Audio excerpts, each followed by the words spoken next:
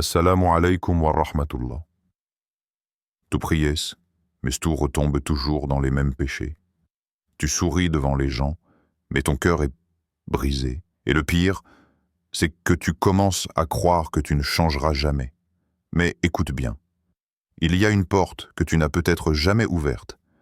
Elle ne vient ni d'un coach, ni d'un livre, ni d'un médecin. Elle vient d'Allah. Dans cette vidéo, je vais te montrer comment l'islam te donne les clés pour te libérer, mentalement, émotionnellement et spirituellement, sans renier qui tu es. Et ne bouge pas. Ce que tu vas entendre peut changer ton destin. 1. Comprendre la racine du mal. Et si le mal qui te ronge n'était pas un simple comportement, mais un symptôme plus profond, tu n'arrives pas à arrêter cette mauvaise habitude. Tu fais des efforts, tu te repens, tu culpabilises. Et puis, comme si c'était plus fort que toi, tu retombes. Encore. Et encore. Alors tu te dis, je suis faible. Mais si la vérité était ailleurs, peut-être que ce que tu combats n'est que la surface d'un mal plus profond, une blessure dans ton cœur, un vide spirituel, une tension intérieure entre ce que tu veux et ce que ton âme exige. Dans la tradition islamique, on appelle cela le nafs, cette part intérieure de nous-mêmes, fluctuante, instable, souvent capricieuse, qui peut tirer l'homme vers les sommets ou le précipiter dans les ténèbres. Le prophète a dit « Il y a dans le corps un morceau de chair. S'il est sain, tout le corps est sain. Et s'il est corrompu, tout le corps est corrompu. C'est le cœur. » Sahih al-Bukhari. Réfléchis à cela un instant. Ce que tu appelles mauvaise habitude, cette addiction, cette colère incontrôlable, cette paresse spirituelle, ce n'est peut-être pas ton problème en soi. Ce n'est que le signal d'alarme. La véritable cause, c'est ton cœur. Regarde en toi, lentement, sans peur. Pose-toi une vraie question, sans détour. Quelle est la maladie de mon cœur qui alimente mes mauvaises habitudes? Est-ce la colère que tu n'arrives pas à contenir parce que tu refuses de pardonner ce qu'on t'a fait? Est-ce l'envie qui te pousse à te comparer constamment aux autres jusqu'à te haïr toi-même? Est-ce l'orgueil, déguisé en confiance, qui t'empêche de demander pardon ou d'accepter une critique? Ou est-ce l'attachement à ce monde qui te fait courir après des plaisirs vides et te laisse épuisé à la fin de chaque journée? Imagine maintenant ton cœur comme un jardin. Il y a des graines bonnes et d'autres mauvaises.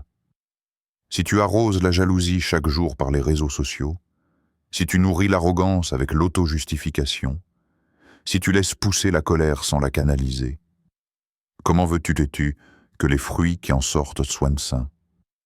Le cœur n'est pas qu'un organe biologique, c'est le réacteur de ton âme. Et s'il est malade, tout ce que tu fais, tes pensées, tes réactions, tes choix, devient affecté. Dans le Coran, Allah parle de qalb salim, un cœur saint. C'est ce cœur pur, libéré des toxines de l'ego, qui seul pourra se présenter devant lui le jour du jugement. Le jour où ni les biens, ni les enfants ne seront d'aucune utilité, sauf celui qui vient à Allah avec un cœur pur. Sourate Ash-Shu'ara, verset 98-89. Mais comment purifier ce cœur, me diras-tu? Avant de te précipiter vers des actions extérieures, commence par regarder les sources de ton mal. Non pas pour te juger, mais pour te comprendre. Quand un médecin veut soigner un patient, il ne commence pas par lui dire « change ton attitude ». Il cherche la cause. Pourquoi cette douleur? Quelle est la source de l'infection? Où le corps a-t-il faibli? Toi aussi, sois ce médecin de ton âme. Cherche la racine.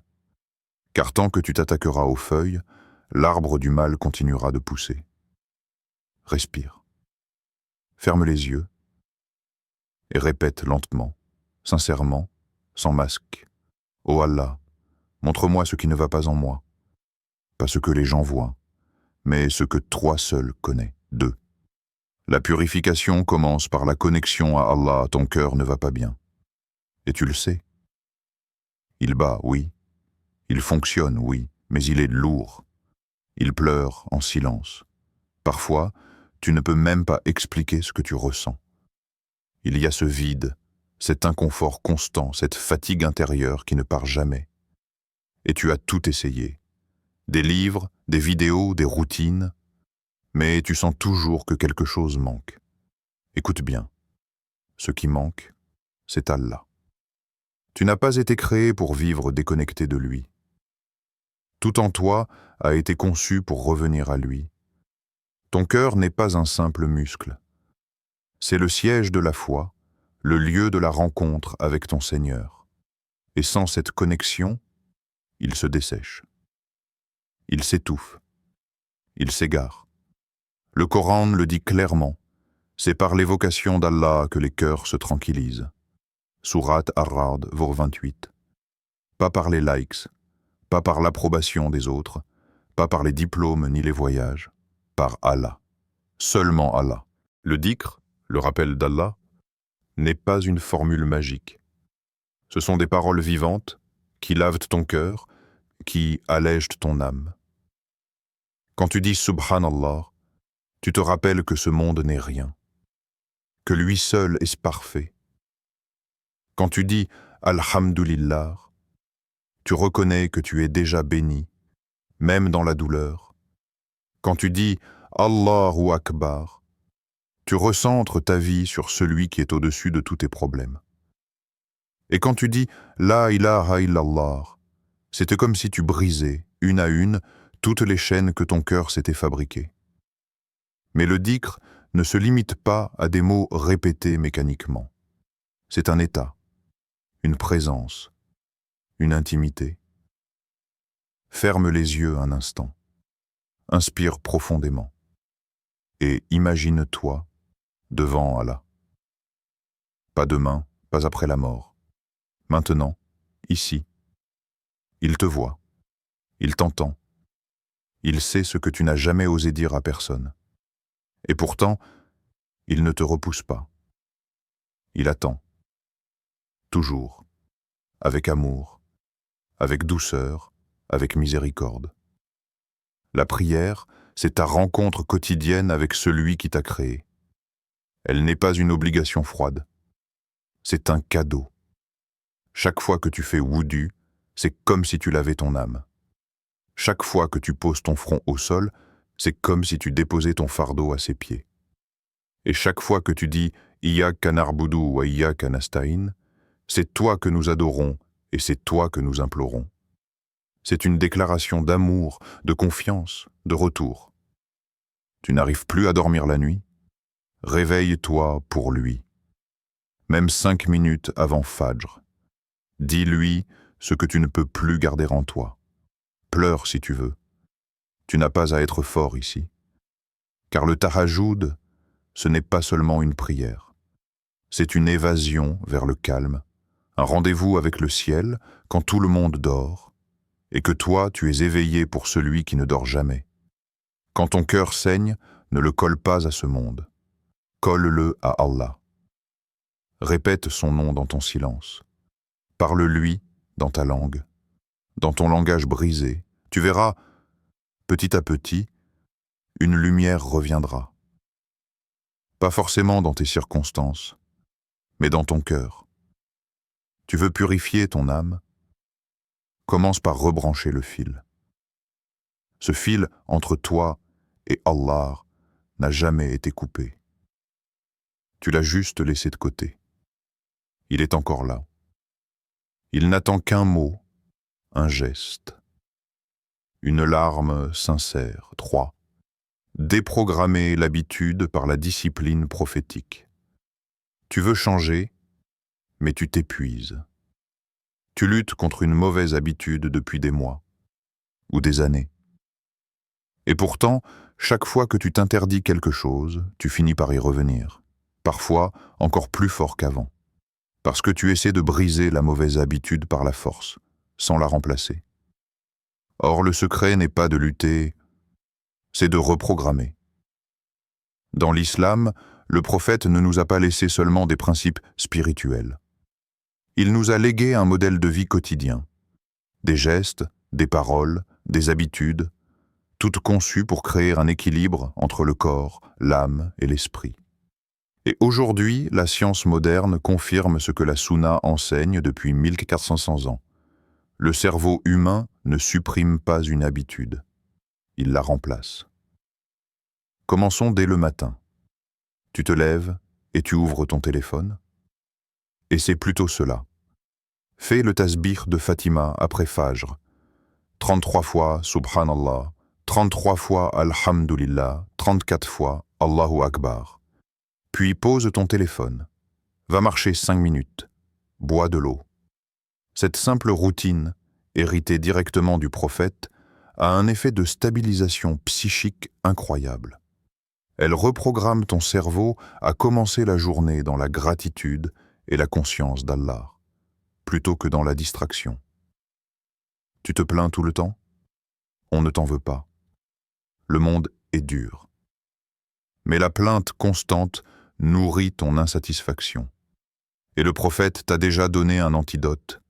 Alhamdulillah ala kulli hal. Louange à Allah en toutes circonstances. Dis-le, même quand tu n'y crois pas encore. Chaque fois que tu as envie de râler, répète cette phrase. Ark, à haute voix si possible. En quelques jours, tu vas reconfigurer ton langage interne. Et avec le langage, viennent les émotions. Addiction aux réseaux sociaux, commence petit. Tu ne peux pas tout couper d'un coup? Très bien. Mais programme-toi des intervalles de rupture. Par exemple, 30 minutes après chaque prière obligatoire sans écran, 1 heure avant le sommeil, mode avion, après chaque 10 minutes de navigation, lit inversé ou récite une invocation. Ce n'est pas extrême, c'est réaliste. Et ça fonctionne. Le prophète disait « Les actes les plus aimés d'Allah sont ceux qui sont constants, même s'ils sont peu nombreux. » Sahih Bukhari. Pas besoin de révolutionner ta vie. Commence par 3 choses simples, mais tiens-les. Tu vas constater un changement plus grand que tu ne l'imagines. Regarde même comment tu manges. Le prophète mangeait avec intention. Il commençait par « Bismillah ». Manger avec 3 doigts ne se goinfrait pas. Aujourd'hui, les diététiciens appellent cela « manger en pleine conscience ». Nous, on appelle cela « manger avec baraka ». Et cette discipline, aussi simple qu'elle paraisse, envoie un message puissant à ton âme. Je contrôle mon comportement. Je vis avec sens. La Sunna est une stratégie complète. Ce n'est pas juste du spirituel. C'est du comportemental, émotionnel, mental et physique. Chaque routine prophétique est une habitude modèle conçue pour remplacer une habitude nocive. Mauvaise habitude. Habitude prophétique à intégrer, se plaindre constamment. Dire « Alhamdulillah ala kulli hal », se jeter sur son téléphone, faire du dhikr après Fajr, tasbih Fatimi, rester passif, marcher après la prière, parler inutilement, s'habituer au silence, réfléchir, manger excessivement, suivre la règle, introir nourriture, introir eau, introir pi. Tu veux casser tes chaînes? Ne te bats pas contre elles. Remplace-les lentement, avec sagesse. Exactement comme le prophète a réformé une société entière, un geste à la fois, un cœur à la fois. 4. Soigne aussi ton esprit. L'islam, une voie de santé mentale. Tu penses que croire en Allah devrait te rendre invincible émotionnellement? Tu crois que si tu es triste, anxieux ou dépassé, c'est forcément un manque de foi? Alors laisse-moi te rassurer, ce que tu ressens, ce n'est pas un péché, c'est humain. Même le plus noble des hommes, le prophète Muhammad, a vécu des moments de profonde douleur psychique. Il a connu l'angoisse, le rejet, la solitude, et surtout cette période connue dans la Sira comme l'année de la tristesse. Il y a perdu sa femme bien-aimée Khadija, son pilier émotionnel, puis son oncle Abu Talib, son soutien protecteur. Et au même moment, les insultes et humiliations de Quraysh se sont intensifiées. Un homme choisi par Allah, guidé par la révélation, entouré d'anges, et pourtant profondément triste, fatigué, épuisé. Et Allah, dans le Coran, ne cache pas cette vulnérabilité. Au contraire, il la reconnaît, il l'honore, il y répond. Et nous savons que ta poitrine se serre à cause de ce qu'ils disent.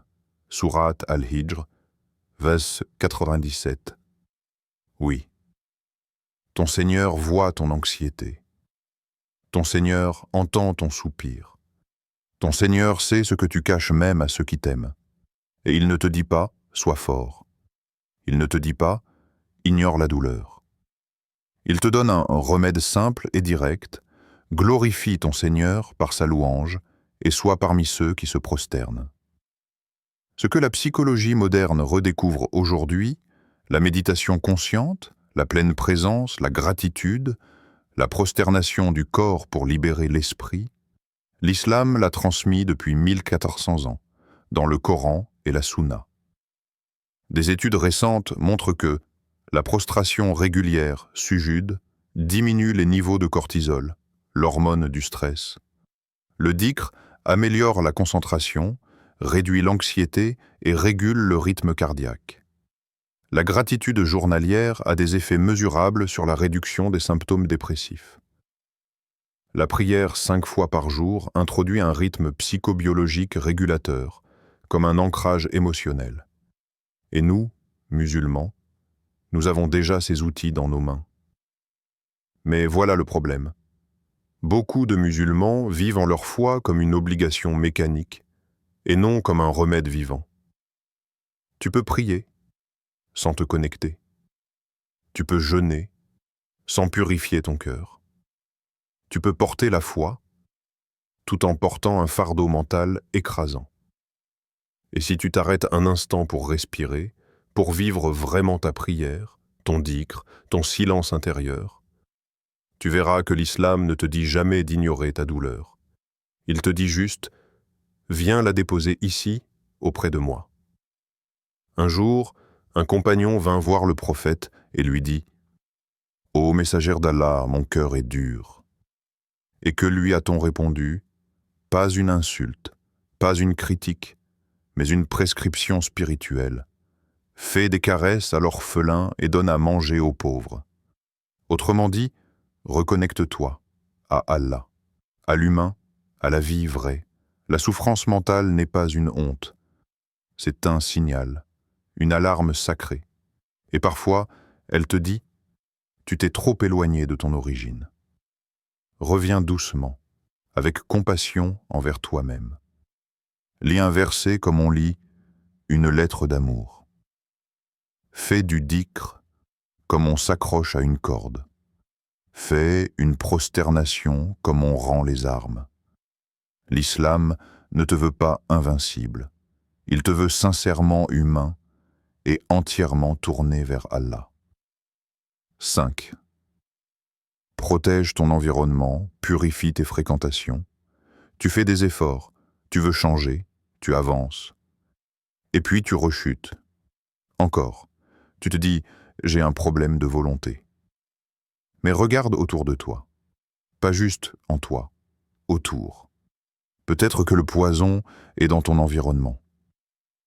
Tu ne peux pas soigner une blessure si tu continues de gratter dessus chaque jour. Tu ne peux pas guérir un cœur cassé si tu restes dans un lieu qui l'écrase. Tu ne peux pas arrêter un péché si tu passes ton temps avec ceux qui s'en vantent. Le prophète a dit une vérité simple mais puissante. L'homme suit la religion de son ami proche. Que chacun de vous regarde donc qui il prend pour ami. Rapporté par Abu Daoud. Lise bien cette phrase. Il n'a pas dit qui il fréquente occasionnellement, mais bien son ami proche. Celui qui influence ton langage, ta vision de la vie, ton rapport à Allah. Regarde bien ton cercle. Est-ce que tes amis t'encouragent à prier ou t'en distraient? Est-ce qu'ils rabaissent les péchés ou qu'ils tremblent à l'idée de désobéir? Est-ce que ton entourage t'élève ou t'anesthésie spirituellement? Tu es la moyenne des 5 personnes avec qui tu passes le plus de temps. Et même si tu te crois fort, tu finis toujours par absorber leur énergie, leurs idées, leurs habitudes. Tu veux sortir d'une mauvaise habitude? Alors sors du lieu qui la nourrit. Éteins le groupe WhatsApp qui déborde de ghiba, médisance. Éloigne-toi de ce qui rient du halal et glorifiant le haram. Arrête de suivre ces comptes qui exposent les corps, propageant la haine ou te remplissent de jalousie. C'est dur, oui, mais personne ne guérit sans faire des choix courageux. Tu ne peux pas purifier ton cœur si tu l'exposes tous les jours à des choses qui le salissent. Et tu ne peux pas construire ton avenir avec Allah dans une atmosphère qui oublie Allah. Même un téléphone, un bureau, une playlist, une déco murale, tout ce qui t'entoure influence subtilement ton âme. Alors soit tu le choisis avec conscience, soit tu le subis avec conséquence. Mais ce n'est pas qu'une question d'éloignement. C'est aussi une question de remplacement. Comme pour les habitudes, il ne suffit pas de fuir le mauvais. Tu dois aller vers le bon. Entoure-toi de ceux qui te rappellent Allah sans même parler. De ceux qui, quand ils entendent l'appel à la prière, s'arrêtent. De ceux qui te donnent envie d'être meilleur, non pas pour les impressionner, mais pour plaire à Allah. Ce ne sont pas forcément les plus parfaits, mais ce sont ceux qui avancent sincèrement et qui t'aident à rester droit quand tu flanches. Trouve ton équipe de l'au-delà, pas juste des amis de sortie, des compagnons de sabre, de prière, de rappel.